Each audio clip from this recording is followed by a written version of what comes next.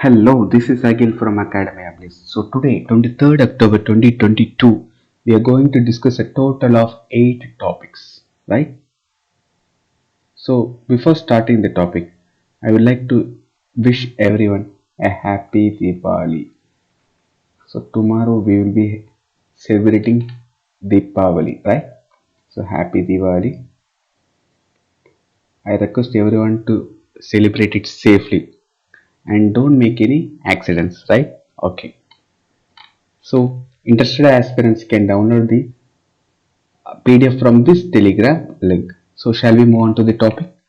The first topic is to curb fireworks. Agencies pin hopes on awareness drives but violation penalties. This topic is related to our capital, New Delhi. For the past 2 days, we have been reading the articles related to pollution in New Delhi, right? So, to curb fireworks, to reduce the fireworks, agencies pin hopes on awareness drives to make them aware that the fireworks are causing this much amount of pollution and even threatening them with violation penalties, right? So, according to the SAFAR means System of Air Quality and Weather Forecasting and Research. The city is likely to face severe air quality on Monday and Tuesday if the same amount of fireworks are burst in the Deepavali as last year. So before moving on to the topic, we will know what is meant by SAFAR. SAFAR, right? So SAFAR, the System of Air Quality and Weather Forecasting and Research, is an initiative introduced by Ministry of Earth Sciences.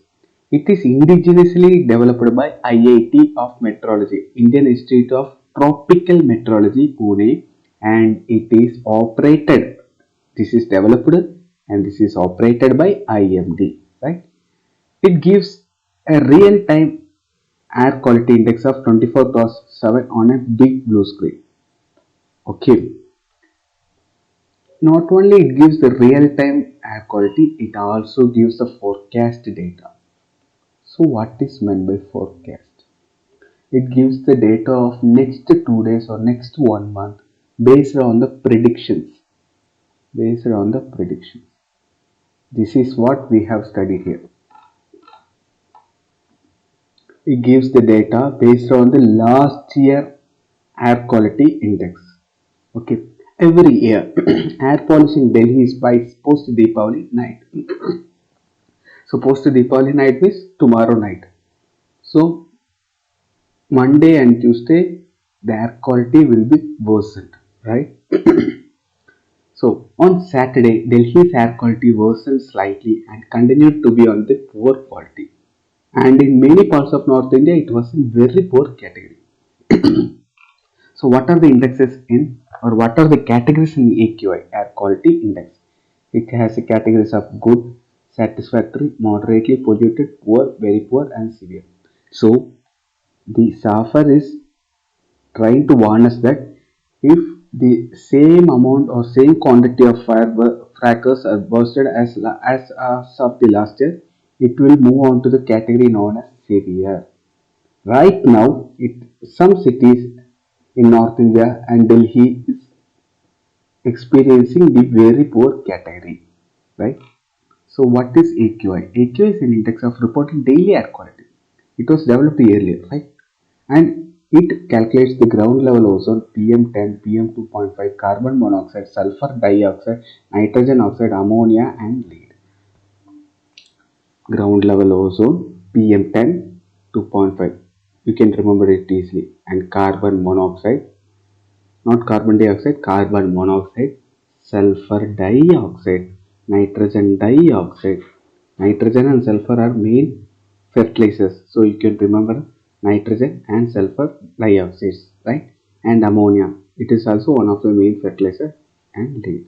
So if anyone asks what are the um, major 8 pollutants calculated in AQI means you can say PM 2.5, 10, carbon monoxide, nitrogen, sulfur, ammonia, nitrogen dioxide, sulfur dioxide, ammonia and lead.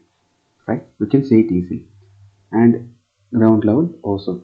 So what is meant by ground level ozone? As you know, the category known as ozone.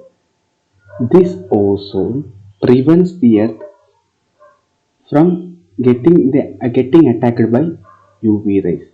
It gets absorbed, right? It gets absorbed in this ozone layer. This is known as ozone layer. What is meant by ground level ozone?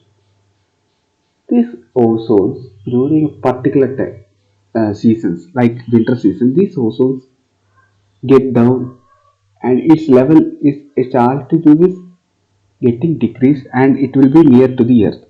During these times, the pollution which emanates from the earth is absorbed in this ground level ozone. Okay, and it will not let these pollutants go outside easily. So when these pollutants remain in the ground level ozone, it is detrimental to the human health. Not only to the human health, as a whole global health is deteriorated due to this ground level ozone. So ground level ozone is dangerous, right? You have to understand it. So in addition to the above parameters, in SAFER it also monitors benzene, toluene and xylene. This SAFER is recently introduced in Delhi. Only few cities are having SAFER readings. Okay, so we have studied that air quality index is read by IMD, is operated by IMD, so it is made by IITM, right? So what is IMD? It is an agency of Ministry of Earth Sciences of the Government of India. Its primary agency is responsible for meteorological observations, weather forecasting and seismology. Right? Its headquarters is in Delhi. And regional offices are in Mumbai, Kolkata, Nagpur and Pune. It is responsible for forecasting and naming and distribution of tropical cyclones in the northern Indian Ocean region, including the Malacca Straits, Bay of Bengal, Arabian Sea, and Persian Gulf. So, we will be asking why Malacca Straits? Malacca Straits is located near Andaman and Nicobar Islands, right? So, this is one of the main trading route of India. It connects us to the countries of Southeast Asian countries, China, and Japan. And one of the largest trading partners of India is China. And Japan is also one of the important trading partners, and also Southeast Asian countries. So the ships that passes through the Malacca Straits has to be well informed of the climates that are formed there. So only they are responsible for giving forecasting of climates on Malacca Straits. So next topic is ISRO's heaviest rocket with 36 satellites on board lifts off. So we will move on to the details. Heaviest rocket of ISRO is LVM-3M2, one India Webborne with 36 satellites on board, took off from the second launch station of Sri Satish Dhawan Space Center SHAR at Sriharikota. LVM-3M2 is a commercial satellite, right? So there are two types of satellites. One is used by the governments for military purposes, for agriculture purposes, right? There are many uses for government. Now this is purely a commercial satellite. It is launched by the collaboration of NSIL with One India, one India Web, right? One Web Limited. These two organizations in collaboration have made this rocket launch from Sriharikota.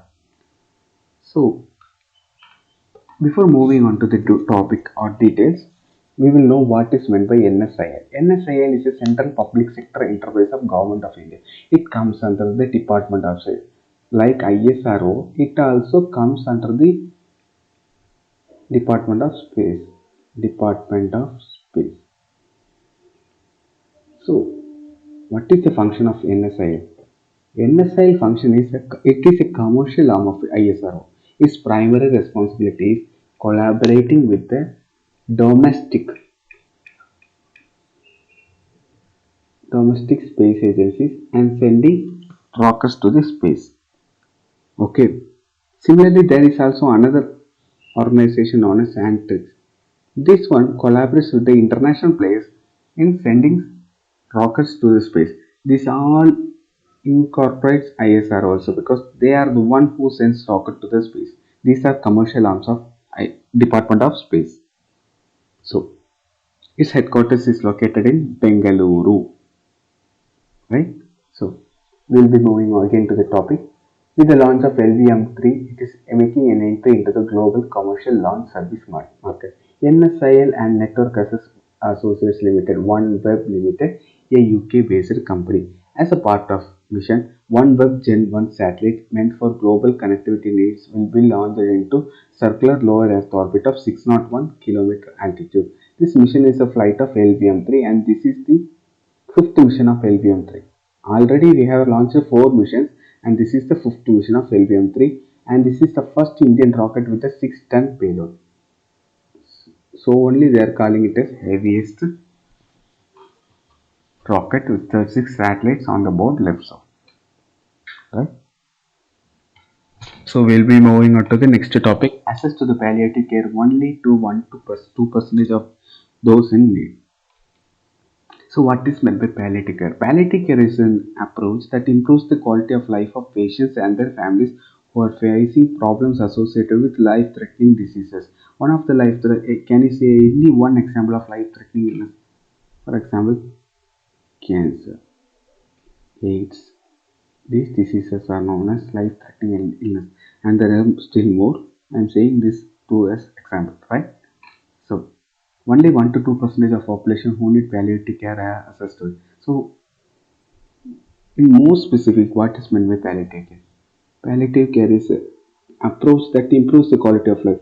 How to improve the quality of life of the patient? By giving some financial assistance, right? By giving some physical assistance, like these people may some people may need a wheelchair because they won't be able to walk, right? So by giving physical assistance, by giving emotional assistance, right? These people may be on the emotional second side of emotion means they will be fully hating their life, so these people don't want to live. By giving emotional assistance, these people will have a chance to live, right? So these approaches that improves the quality of life is known as palliative care. So as per the global standard, only as per the global data, only 14% of people in the whole world has palliative care. In the whole world has palliative care. This is the global data, right? But in India, only 1 to 2% of people is having palliative care. This is 14% out of 100% of people who deserve palliative care, only 14%. But in India, out of 100% of people who need palliative care, only 1 to 2% of people is having this palliative care, right? So even some states which has more number of palliative care, they don't have enough good policies to support this palliative care. They don't have good legislation or policies to support this palliative care. Only 3 states, namely Kerala, Karnataka, and Maharashtra, have policies regarding to the palliative care. Other states don't even have good policies or legislations to support palliative care. Some states such as Kerala, Mizoram, Tamil Nadu, Karnataka, Punjab and Assam report the highest overall crude incidence of cancers, greater than 130 cases per lakh population. In these states, there are out of 1 lakh population, if you take a data, there are more than 130 people having cancers in these days. So, cancer, as we have already discussed, needs a palliative care because it is a life-threatening illness. Life-threatening illness has another name known as terminating illness. Like, means terminating means it is of last stage. After that, death. It is known as terminating illness. So, some people, not some people, more people, more than 80% of people who are having cancer in our 80% of cancer patients in our country doesn't get enough financial support for their treatments.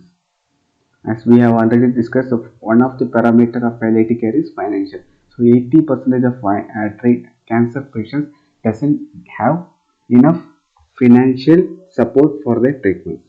So government must make policies or legislations to get them a financial support. For example, it can give reimbursement schemes of government insurance or private insurance also.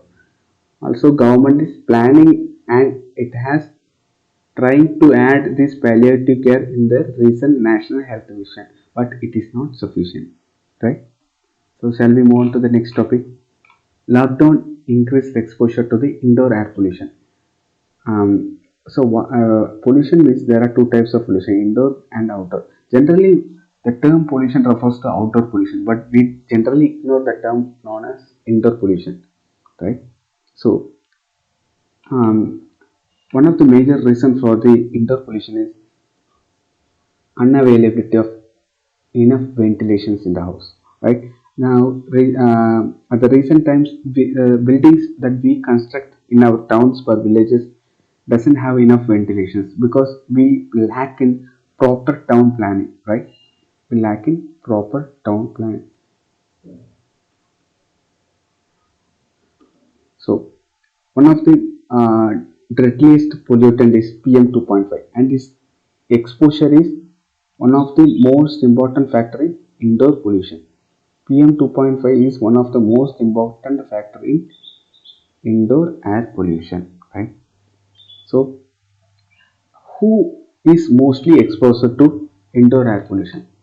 No doubt it is rural women, because in rural India they don't have enough LPG cylinders. They will be cooking by the same old traditional method of biomass cooking. When they use this biomass cooking, the these particles will be getting into this human body, right? So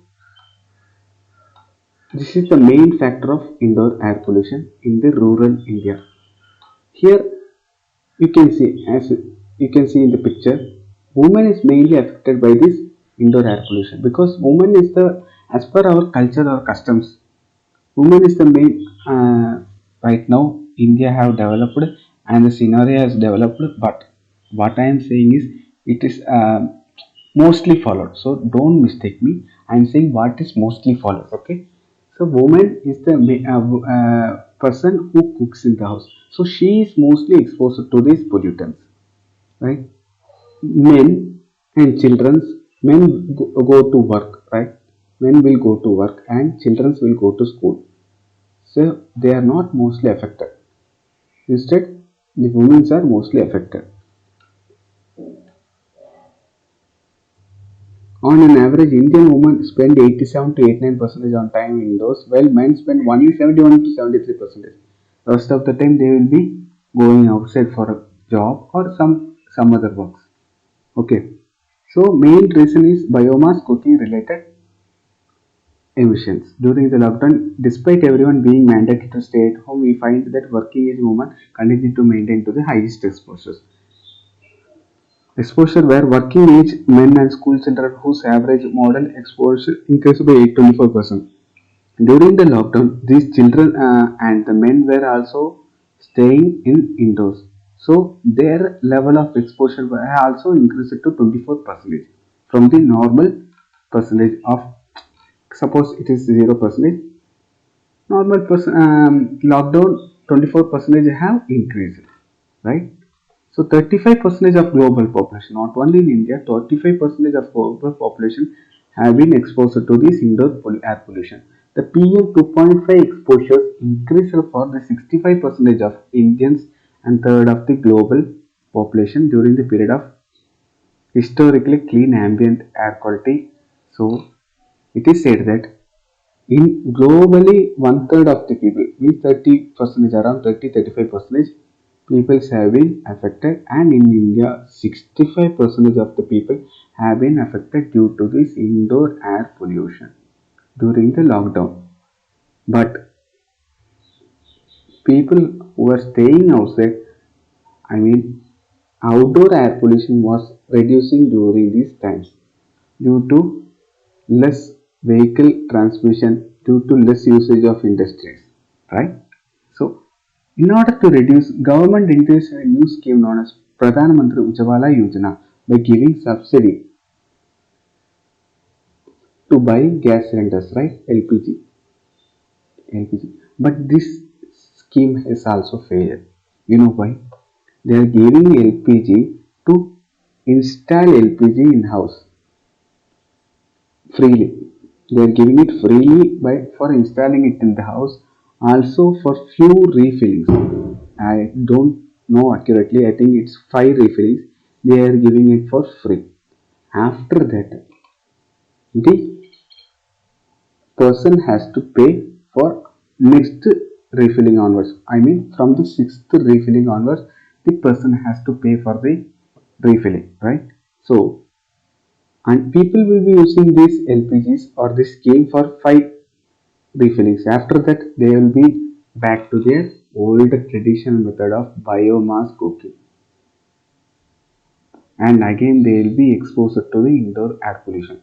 So the government has to plug these loopholes and make this scheme more effective, right? So we will be moving on to the next topic. Why is Pakistan off the FATF grey list? So what is meant by FATF grey list? A 39-member body that was set in 1989 out of a G7 meeting of developed nations. Today consists of 37 countries with the European Union and with the Gulf Cooperation Council.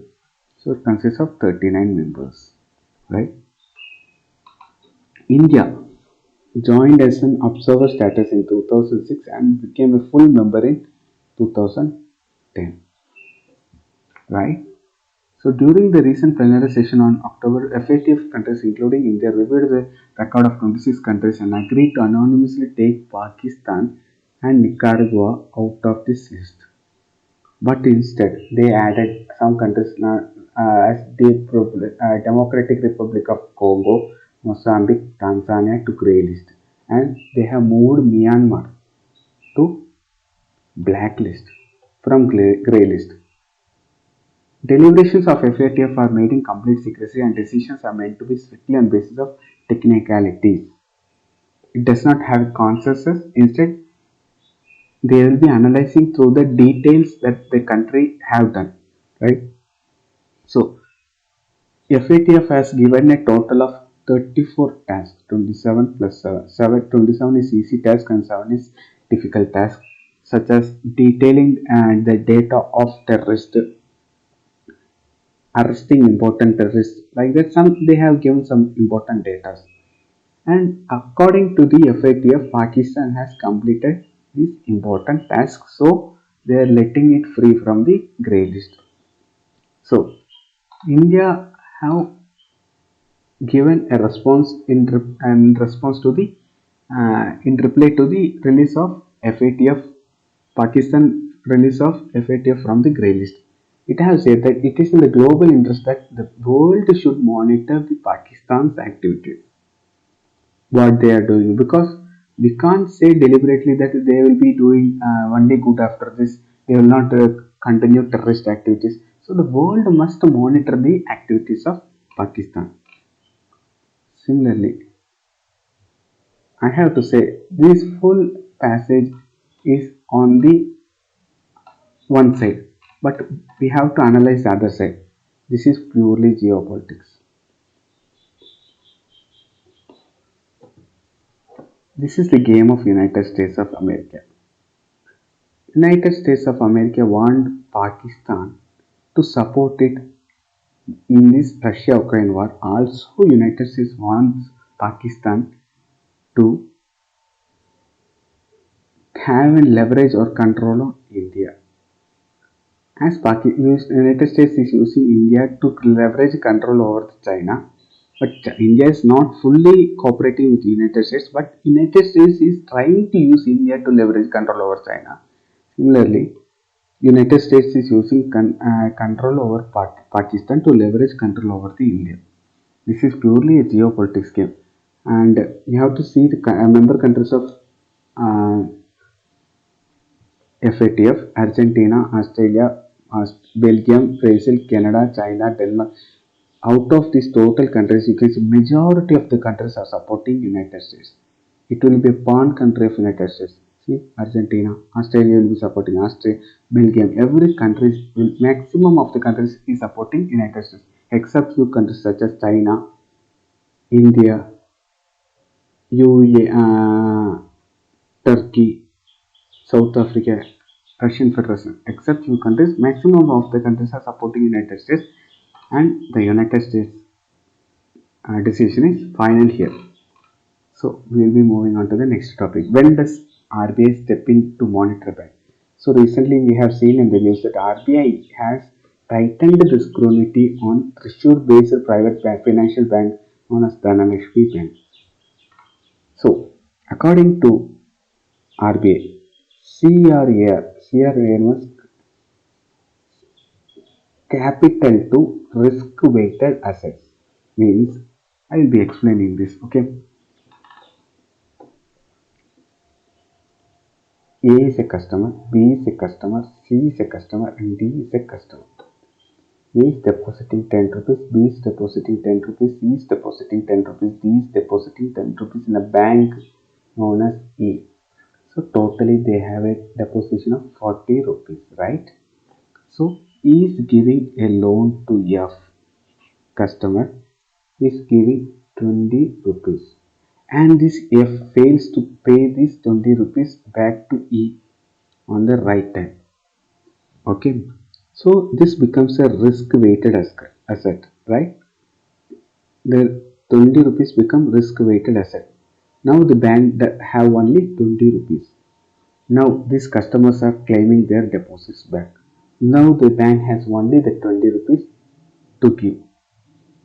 Instead of 40 rupees, it has only 20 rupees. So it can give to only two of these customers, either A or B, C or D, or A or C, or C, anything. It can only give it to two customers, right? So if you see here, this 40 rupees is totally customer's money and doesn't have any bank investment, right?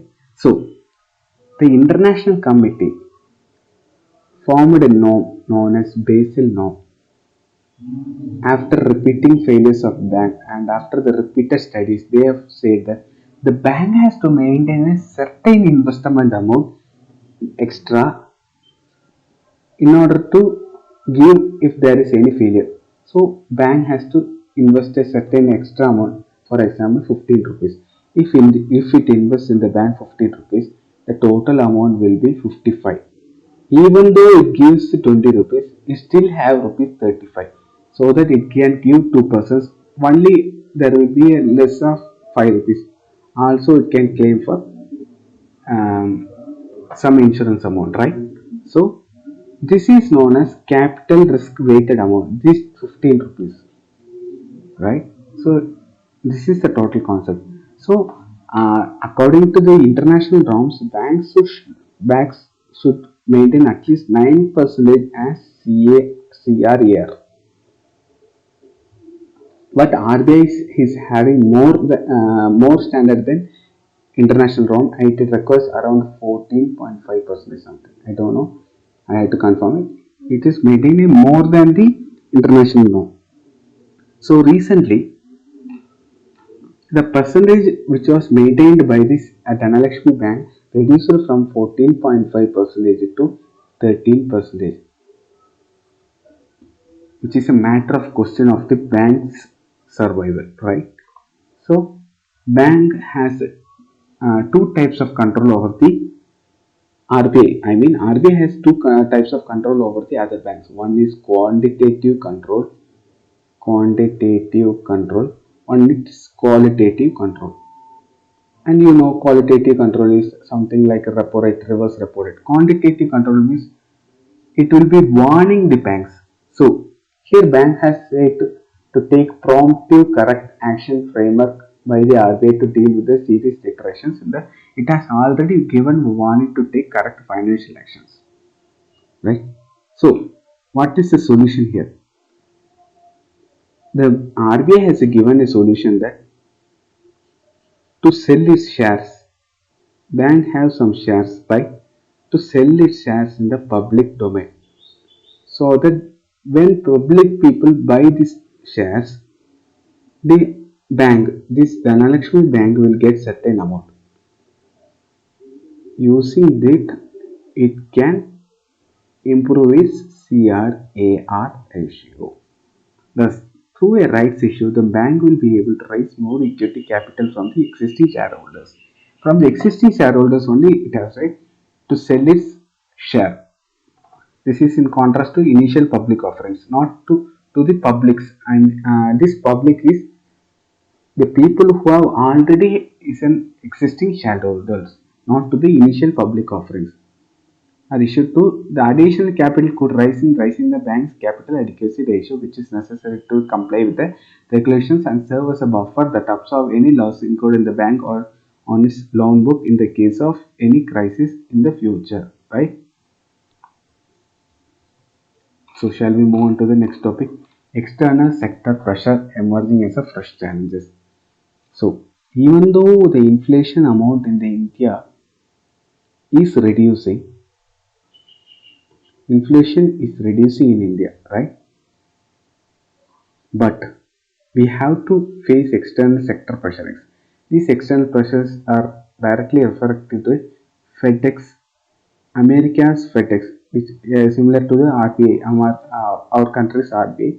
So, this FedEx is increasing their interest rates. When it is increasing the interest rates, the dollar gets strong and the Indian rupees will become weak. So, our imports will become difficult. This is the whole essence of this topic. I am not explaining this topic because we have been discussing this topic for last 2 days, right? So please refer to this data. This is a short topic, and you can understand it while you are reading, right? So we will be moving on to the next topic: breathing life into a dead river. So in 1950s, around 1950s, state government of Odisha planned to construct a dam over a river known as Sukapaika. Sukapaika.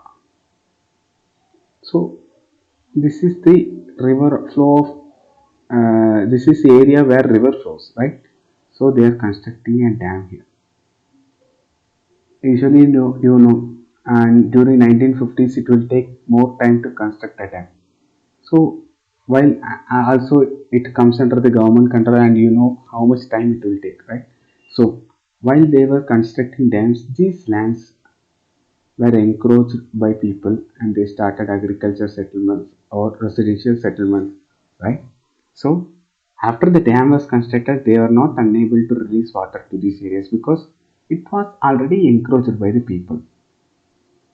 When they stopped water flowing through these areas, the groundwater level in these areas started to decrease. When water stopped flowing through this area, the groundwater started to get decreased. Right? This is not a main topic, but you can use these topics in the mains, not in the prelims, as a case study, right? Importance of water or anything related to that, you can use this as a case study. So when the water stopped flowing through this area, as we know, the groundwater started to decrease, and now the people are feeling heat. When the groundwater quantity started to decrease, so a person filed a case, and NGT ordered the state government to revive the plan of water flowing through this area, right? Through adequate measures without affecting the people. So government has also agreed, and they are going. to bring back a dead river. This is this topic. So this river is a tributary of river known as Mahanadi River. You have heard about the Mahanadi River. This is an east flowing river. There are two types of river category in India, east flowing and west flowing. Most of the rivers are east flowing rivers, only few rivers are west flowing.